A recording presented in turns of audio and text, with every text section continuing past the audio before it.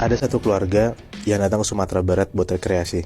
Mereka ini pergi ke sana sekitar tahun 2005-an. Keluarga ini emang ke Padang, ke Bukit Tinggi gitu sekalian ketemu saudaranya. Pulang kampung gitu Moy. Iya, sekalian pulang kampung gitu, Nat. Ada dua anak. Cewek namanya Viani umur 19 tahun, adiknya cowok umur 10 tahun dan dua orang tuanya. Di hari pertama Viani sekeluarga ini nyampe ke Bukit Tinggi dan mereka ya ke rumah saudaranya muter-muter gitu. Habis itu di kebesokan 2-3 hari kemudiannya mereka ke Padang. Habis itu balik lagi ke Bukit Tinggi. Pas lagi di Bukit Tinggi itu Viani ini ngajakin keluarga buat jalan-jalan. Kayak dia bilang kemanapun lah, ke tempat rekreasi pun juga gak apa-apa. Yang penting pergi ke sana lah, gak cuman ke rumah saudaranya doang, kulineran doang gitu. Dan akhirnya bokapnya Viani ini ngajakin ke Lubang Jepang, atau juga bisa disebut Goa Jepang lah di Bukit Tinggi itu. Viani ini sama adiknya semangat lah karena diajakin sama orang tuanya ke sana dan emang sebelumnya mereka belum pernah ke sana. Jadi kayak for the first time lah mereka ke Goa Jepang ini, ke Lubang Jepang ini. Dan kenapa Viani juga semangat karena dia tahu tuh ceritanya di Lubang Jepang nih serem lah dulunya, kayak ada historikalnya tuh mengerikan lah di sana tuh. Singkat cerita berangkatlah mereka siang jam satuan siang. Pas sampai sana mereka excited banget lah. Mereka kan pas nyampe parkiran terus mereka tuh harus kayak nurunin ratusan tangga gitu kan. Nah pas mereka lagi turun itu ternyata mereka dipandu sama tour guide-nya. Karena kalau misalnya masuk doang gak ada tour guide-nya itu juga mereka clueless juga gitu loh. Gak ada yang ngejelasin segala macam, gak ada yang ngejagain lah di sana. Masuklah mereka kan ke Lubang Jepang ini. Dan di rombongan ini emang cuman mereka doang. Tapi di belakang-belakang mereka juga ada, tapi ketinggalan gitu. Jadi kayak tour guide-nya ini emang mandu keluarganya si Viani doang ini. Dijelasin lah sama tour guide-nya kayak lubang ini tuh dibuat atas instruksi Letjen Marita ke Tanabe katanya gitu. Terus kayak katanya, gue juga baru tahu sih, lubang Jepang ini dibuat biar kayak menahan letusan bom waktu pas zaman perang dulu. Dan yang ngebuat lubang Jepang ini, orang-orang Jepang memperkerjakan orang-orang yang ada di Jawa, Kalimantan sama Sulawesi.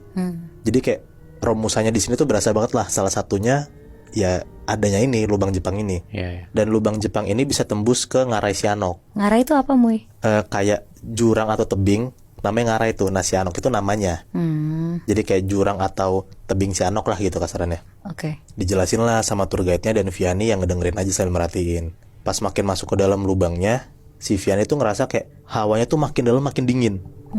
Dinginnya tuh bukan kayak dingin emang adem gitu, bukan, tapi kayak dingin merinding mencekam gitu lebih, Nat. Ya tapi Viani diam aja lah pas dia ngerasa kayak gitu, karena emang basicnya dia bisa ngerasain makhluk halus. Cuman selama 19 tahun dia hidup, dia belum pernah ngelihat makhluk halus sama sekali. Peka aja gitu ya. Iya, peka aja gitu, bener. Lagi-lagi pas makin masuk ke dalam, hawanya dingin banget dan si Viani tuh rada gelisah gitu lah. Nah si tour guide-nya tiba-tiba ngomong, di sini ada yang bisa ngelihat atau ngerasain makhluk halus gitu nggak? Kalau iya pasti berasa banget, banyak banget kan? Gitu. Keluarga Viani cuma ketawa aja dan bilang kayak nggak ada yang bisa ngelihat di sini bang gitu. Masuklah lagi makin dalam dan di lubang Jepang ini ada 21 lorong kecil yang fungsinya bermacam-macam lah. Dijelasin sama tour guide-nya. Ada sebagai ruang amunisi, ada ruang pertemuan, pintu pelarian, ruang penyergapan, penjara, ada dapur juga. Nah si dapur ini tuh posisinya kayak rada di ujung lubang gitu. Dan posisinya di sebelah penjara. Tapi kayak di bagian dalamnya itu tuh dikasih teralis. Jadi kita gak bisa masuk ke sana. Ke bagian penjara dan dapur ini. Nah tour guide-nya bilang, ruang dapur ini sebenarnya juga difungsiin buat motong-motong tahanan yang udah mati, terus dibuang ke lubang bawah air. Dimutilasi. Iya bener, Nat. Wow. Nah kenapa harus dipotong? Karena mayat-mayat yang bekas Romusa ini, kasarannya kayak orang-orang bekas perang ini dipotong biar bisa dibuang enak ke Ngarai Sianok. Nah tempat pemotongannya di dapur dalam tanda kutip ini gitu. Oh, jadi dapurnya bukan dapur untuk masak, tapi dapur untuk motong-motong. Iya. Oh, wow. Pokoknya di tempat berasa banget lah, bekas perangnya tuh berasa banget hawanya gitu. Nah pas di bagian dapur itu, tiba-tiba Viani tuh diem doang, kayak ngeliatin ke arah dalam ruangan itu doang gitu. Dan ternyata pas dia lagi bengong, keluarga tuh udah jalan duluan. Viani tuh cuma bengong aja ngeliatin ke dalam dapurnya. Terus tiba-tiba adiknya Viani tuh nyamper, langsung narik lah dan ngomong kayak, "Kak ngapain kak, ayo udah pada jalan." Gitu. Akhirnya kayak Viani sadar dan dia jalan, lanjut lah. Viani sekeluarga udah mau ke ujung lubang, dia tuh harus keluar dan naik lagi tangga. Pas di perjalanan dia mau keluar lubang, tapi masih belum ke atasnya ya, masih ke bagian lubangnya itu, Viani tuh ngerasa kayak ada yang teriak-teriak gitu Bihnat dari belakangnya. Tapi pas dia nengok ke belakang, dia ngelihat bukan teriakan dari gerombolan orang-orang di belakang Viani. Karena pas Viani ngelihat, mereka tuh ya diem aja gitu, nggak ada yang teriak-teriak segala macam. Dan suara teriakannya tuh kayak teriak-teriakan samar gitu loh, tapi dari jauh rasanya. Di situ tuh jujur ya dia udah ngerasa takut dan kayak buru-buru minta keluar dari lubangnya, karena dia ngerasa kok tiba-tiba ada sesuatu ini gitu loh. Posisinya kan dia cuman peka doang tapi nggak bisa ngeliat kan. Makin berasa ada suara tuh dia makin gelisah gitu rasanya. Dia jalan lah dan akhirnya dia keluar dari lubang Jepang ini. Pas sudah keluar lubangnya, karena dia ngerasa kok tiba-tiba ada sesuatu ini gitu loh. Posisinya kan dia cuman peka doang tapi nggak bisa ngeliat kan. Makin berasa ada suara tuh dia makin gelisah gitu rasanya. Dia jalan lah dan akhirnya dia keluar dari lubang Jepang ini. Pas sudah keluar, si tour guide-nya nanya, "Kak, kenapa kak?" gitu. Di situ Vianney bilang, "Nggak apa-apa bang, hawanya nggak enak aja," gitu. Ya kata tour guide-nya kayak, "Pas sudah nyampe rumah, jangan lupa berdoa dan sholat lah, biar nggak ada yang nyangkut," dan tanda kutip. Diain lah sama keluarga Vianney ini. Singkat cerita, pas di mobil, Vianney ini ngomong ke orang tua dan adiknya. Dia ceritalah, pas dia di depan dapur itu, Vianney tuh ngeliat kayak banyak banget potongan-potongan tubuh manusia gitu, Bi. Ada tangan doang, ada 2 kaki doang jalan, tapi cuma dari pinggang ke bawah. Atasnya nggak ada, jadi badannya tuh nggak ada. Tapi potongannya bergerak, Muy. Potongannya bergerak, Bi. Wow. Terus yang lebih parahnya lagi tuh, Vianney ngeliat kayak ada 1-2 kepala tuh melayang gitu aja di dalam dapur ini. Terus tuh Vianney tuh bilang kayak dia tuh ngeliat banyak banget lah makhluk-makhluk halus di dalam dapur ini. Di situ tuh Vianney cerita kayak gitu dan orang tuanya nenangin lah pasti, bilang kayak udah nggak apa-apa kak, nanti sampai hotel sholat aja gitu. Akhirnya singkat cerita Vianney keluarga sampai hotel, dia sholat di kamarnya. Jadi kayak orang tuanya Vianney ini pesen 2 kamar. Vianney tidur sendiri, orang tuanya sama adiknya tidur di kamar satunya lagi. Vianney sholat maghrib lah dan berdoa. Pas udah selesai sholat, udah selesai berdoa, dia beberes tuh mau ngelepas mukenahnya. Tapi baru banget si Vianney tuh narik mukenahnya ke depan, jadi mukanya tuh ketutupan sama mukenah kan.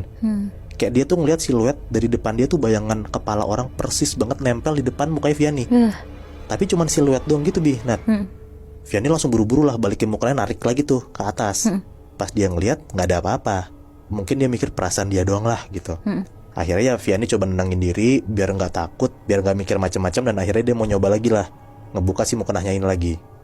Untuk kedua kalinya, pas dia lagi narik mukenahnya ke depan, Vianney tuh lagi-lagi ngerasa di depan dia tuh kayak ada bayangan lagi gitu, Bi. Nat.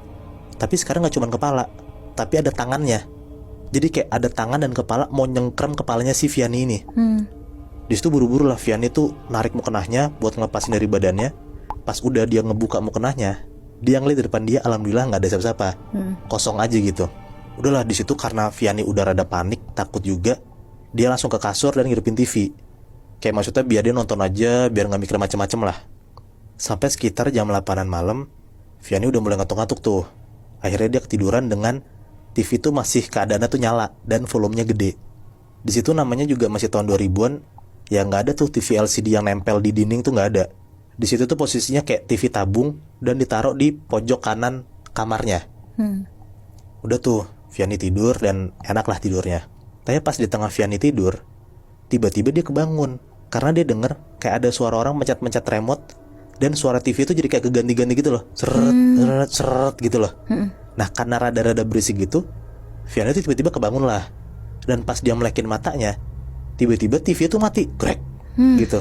Di situ Vianney langsung bangun tuh, ngebangunin badannya, dan dia nengok ke arah pojok ruangan, ke arah TV. Dan ternyata benar, pas dia lihat itu, TV-nya mati. Padahal dia inget banget, pas dia tidur itu, dia tuh masih ngidupin TV-nya dan volumenya gede. Di situ dia rada-rada bingung lah. Dia bingung, celingak-celinguk sendiri, dan gak gitu lama, tiba-tiba TV ini hidup lagi sendiri. Seret, gitu. Nyala lagi tuh TV-nya tuh. Vianney kaget banget lah. Dia langsung buru-buru nyari remote di kasur, nggak ada. Dia jalan ke depan, ke pojok kanan depan TV-nya itu nggak ada juga.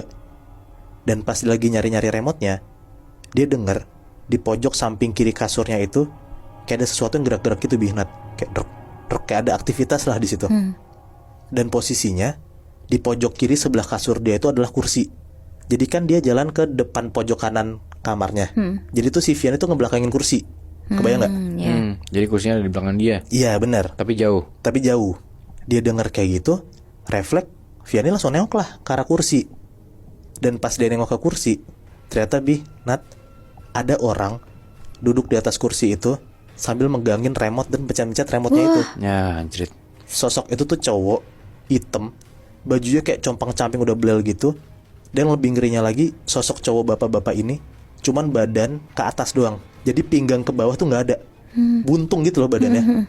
Di situ tuh Vianney bener-bener takut. Dia udah mikir macem-macem. Dia langsung lari lah ke kamar nyokap bokapnya di sebelah. Dia ketok-ketok-ketokin. Akhirnya dibukalah sama orang tuanya. Kan ditanya, kamu kenapa kak? Segala macem. Jadi ceritalah kalau misalnya dia tuh ketakutan banget. Kayak setelah dari lubang Jepang itu dia kayak diteror.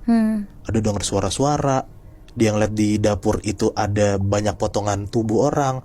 Dan sampai ke kamarnya dia pun juga ada gitu, kayak diikutin. Sosok-sosok yang dia lihat itu kayaknya ya adalah sosok korban bekas perang atau bekas perbudakan Romusa waktu tahun 1900-an itu. Karena si Vianney ketakutan banget, akhirnya orang tua Vianney ini ngebawa Vianney ke ustadz di sana lah. Kasarannya kayak dalam tanda kutip buat nutup mata batinnya biar Vianney nggak ketakutan lagi.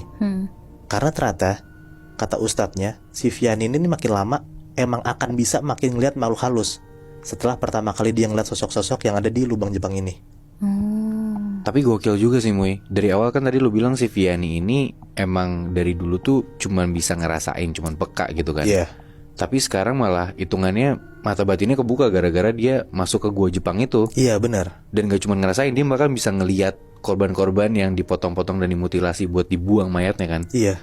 Itu gokil banget sih. Karena gue juga mikirnya itu shock banget buat dia gitu lebih. Untuk pertama kalinya dia bisa ngeliat makhluk halus. Dengan posisi makhluk halus tuh ada banyak banget. Ya pasti stres lah jadi dia kan. Bener. Dan bahkan gak cuma diliatin doang, dia bahkan sampai diikutin sampai di hotelnya dia kan. Iya. Parah banget sih itu. Akhirnya mata batinnya bisa ketutup gak Moy? Akhirnya ditutup, Nat. Bisa. Karena dia udah ketakutan banget dan orang tuanya kasihan juga gitu loh. Ngeliat anaknya kayak kesetanan gitu kan. Untungnya bisa ditutup dan setelah itu dia udah gak pernah lagi tuh ngeliat dan ngerasain adanya makhluk halus di sekitar dia.